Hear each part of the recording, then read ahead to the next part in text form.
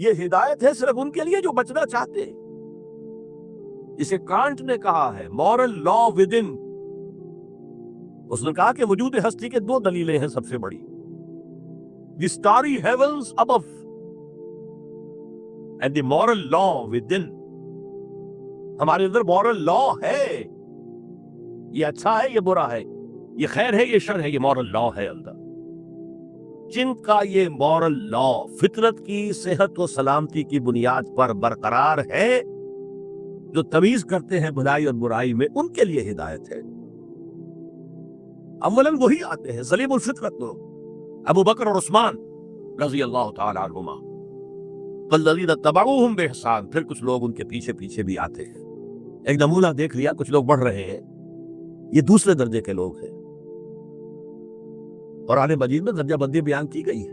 السابقون الاولون من المہاجرین والانصار والذین تبعوہم بإحسان رضی اللہ عنہم ورضوا عنہ. تو یہ سابقون الاولون جو ہیں وہ سلیم الفطرت، وہ سلیم العقل انسان ہیں جو ان چیزوں تک پہنچ چکے ہیں، البتہ ابھی یقین کی دولت جو ہے حاصل نہیں.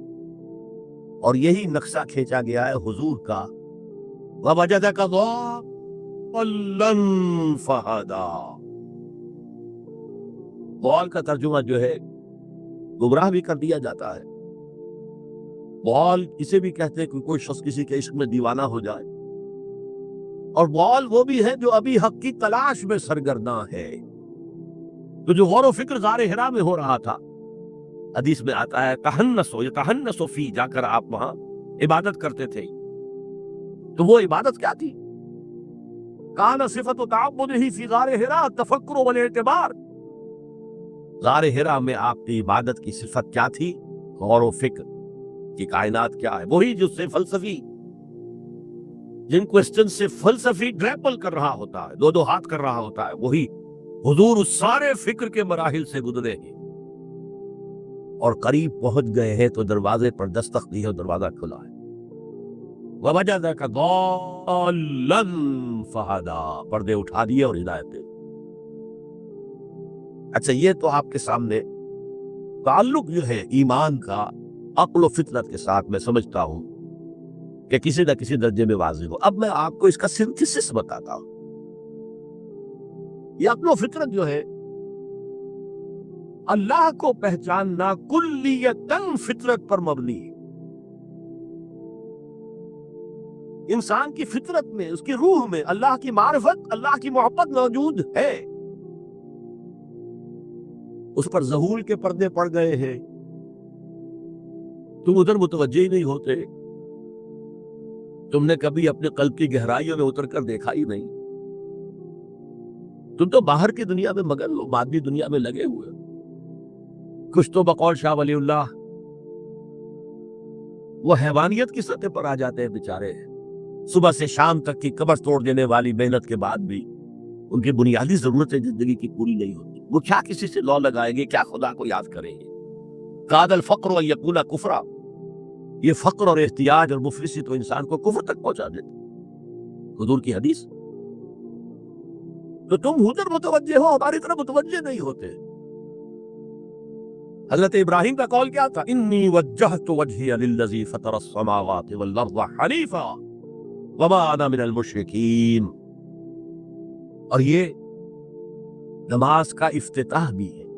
انی وجہت وجہی، میں نے اپنا رخ سیدھا کر لیا ہے اللہ کی طرف، حنیف یکسو ہو کر، دائیں بائیں کوئی میری توجہ نہیں جا رہی. یہ ہے در حقیقت اس عبادت کا تقاضا، جو کہ شکر کا لازمی نتیجہ. اب اس کا سنتھسس دیکھیے. میں نے کہا کہ سب سے پہلے ایمان باللہ وہ کلیتاً فطرت پر ہے. اسی لیے کانٹ نے یہ ثابت کیا، ایک کریٹیک آف پیور ریزن، اس کی کتاب جس نے ہنگامہ پیدا کر دیا تھا پورے یورپ میں. اس وقت تک کرسچینٹی ڈومیننٹ تھی اور مذہب ایک اہم عنصر تھا انسانی زندگی کا. اس نے کہا اللہ کے وجود کے لیے جتنے منطقی دلیلیں دی گئی ہیں سب غلط ہیں، میں سب کو کاٹ کر دکھاتا ہوں. جیسے ہم کہتے ہیں لوہے کو لوہا کاٹتا ہے، منطق نے منطق کو کاٹ دیا.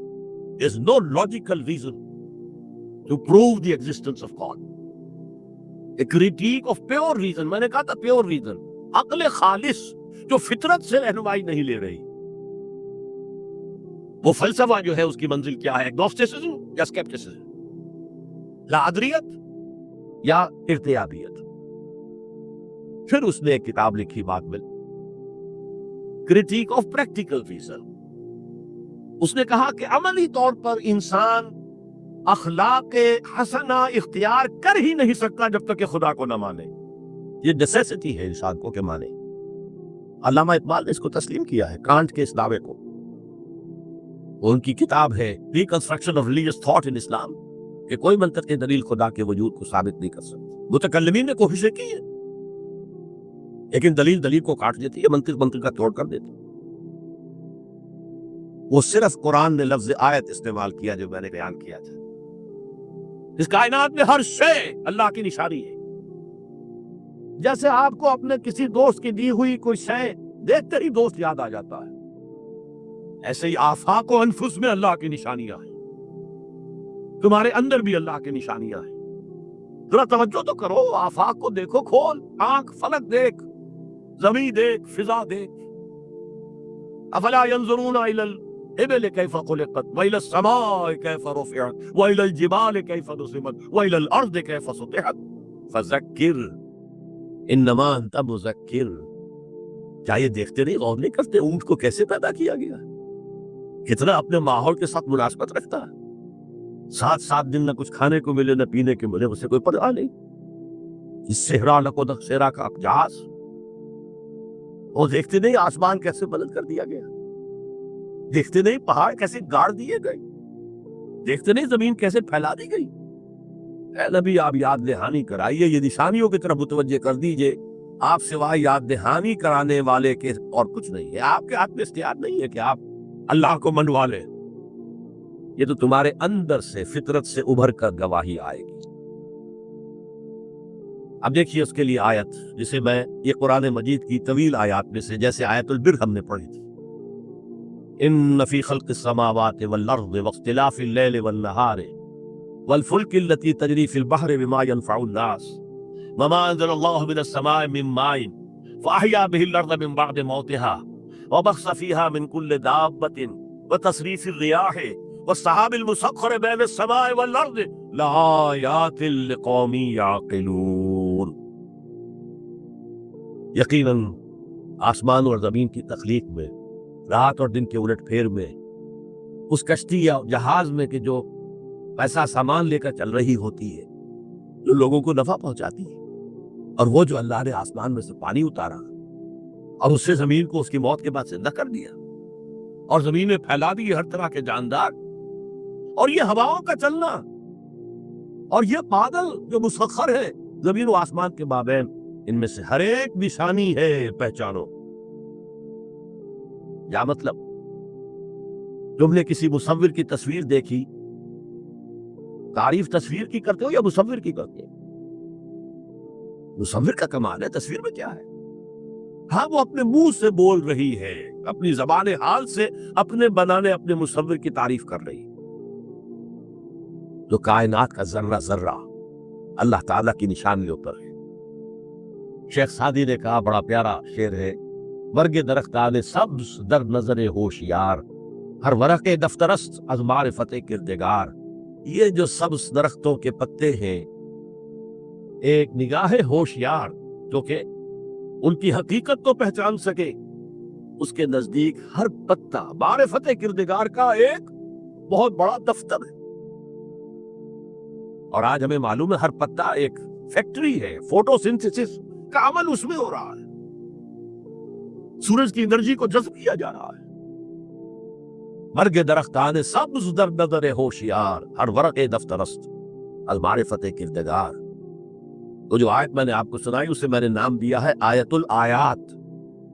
اتنی آفاقی آیات کسی اور آیت میں جمع نہیں کی گئی جتنا بڑا گلدستہ گیا.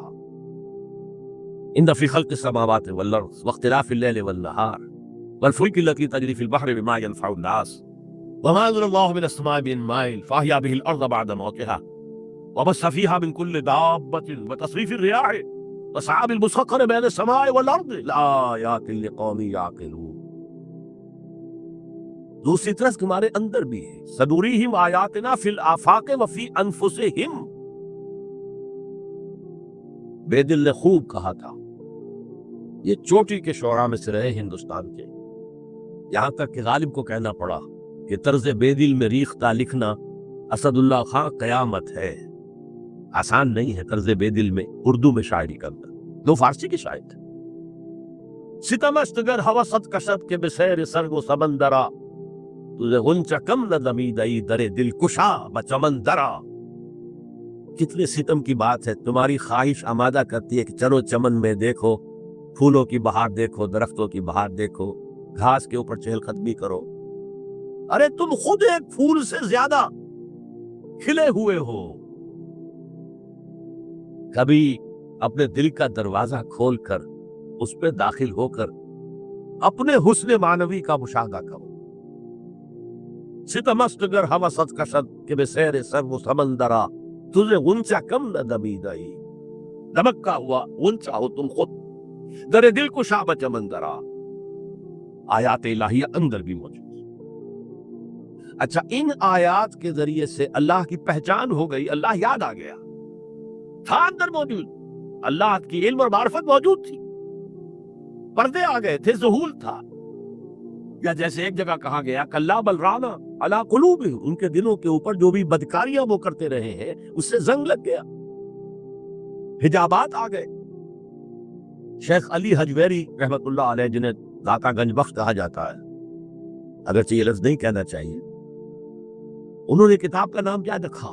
कश्फुल महजूब।